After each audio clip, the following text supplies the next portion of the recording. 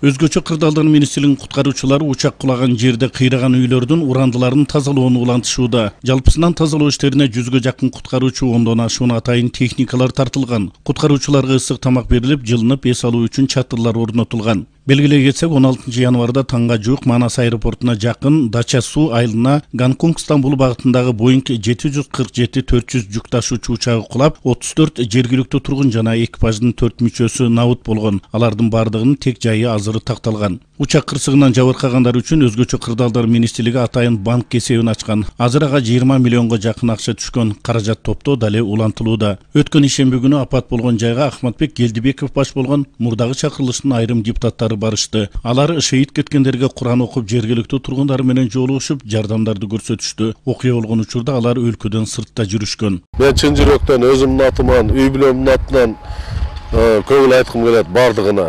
Кайтыш болуп кеткендерди Алла Тааладан суранам, Куран окуйм. Алла Таала ушуларга бейиштен орун берсин. Тирүү калгандарына Алла Таала бакыт таалай берсин. Ошо тирүү калгандарына биз колубуздан келген жардамыбызды беришибиз керек. Рахмат, ошо ыраазычылык билдиремиз. Ошондой адамдарыбыз көп болсун. Ошондой адамдарыбыз көп болсо кыргыз элим ушу өнүгүп өсөт деп ойлойм. Ошо рахмат. Эми бул абдан чоң оор кырсык болду. Кыргыз элинин башына түшкөн кайгы. Мен дагы абдан оор көтөрүп атам. Мен өзүмдүн атымдан, жакындарымдын, үй бүлөмдүн атынан ушу өлгөндөрдүн жакындарына, деги эле ушул айылга мен терең кайгыруу менен көңүл айтат элем. Жаткан жерлери жайлуу, топурагы торко болсун. Айла жок, бирок мындан кийинки ишти бүгүнкү бул кырсык деп башты мүңкүрөп салып отура бербей, эртеңки кадам ташташыбыз керек. Бул жердин келечегин ойлонуш керек. Кырсыктын кесепетин жоюуга болгон аракеттерди, жакшы аракеттерди көрөт деген ишенимдемин. Кыргыз элибизде акылдуу, данышман, ошол эле мезгилде жаштарыбыздын арасында патриот, уул кыздарыбыздан Кудайга шүгүр, уучубуз куур эмес.